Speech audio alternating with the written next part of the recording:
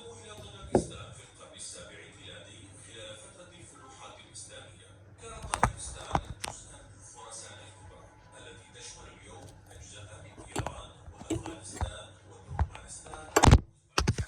بدأت الفتوحات الإسلامية في هذه المنطقة تحت قيادة القائد المسلم قتيبة بن مسلم الباهلي الذي كان يخدم تحت قيادة الخلافة الأموية.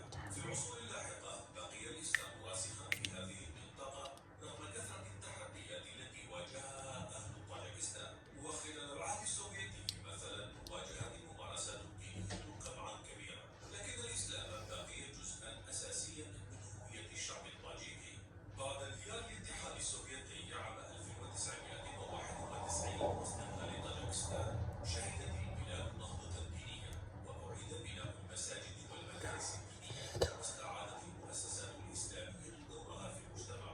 لكن المسلمين في البلاد كان ينتظرهم ما هو ألعن ألف مرة من الاتحاد السوفيتي، وهو وصول الرئيس الطاجيكي إمام علي رحمانوف إلى سدة الحكم. بدأ باتخاذ قرارات هي الأول من نوعها لبلد إسلامي. في البداية أصدر قانونا يهدف إلى منع الشباب من الصلاة في المساجد والكنائس. يفرض القانون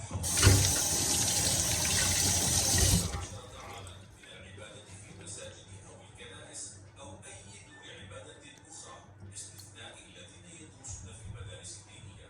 يبرر الرئيس رحمانوف إجراءاته الصارمة بمنع انتشار النصرانية الإسلامية في طاجكستان.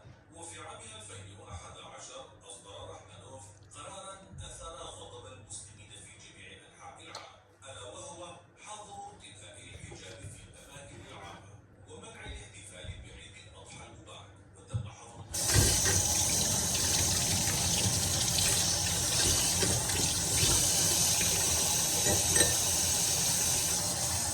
سواء على المستوى الديني أو الاجتماعي أو الاقتصادي.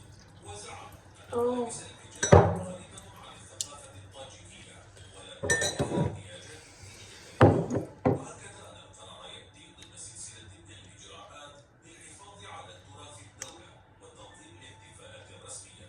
وقد تصل عقوبة من يخالف قرار منع الحجاب والاحتفال بالأعياد إلى غرامة قدرها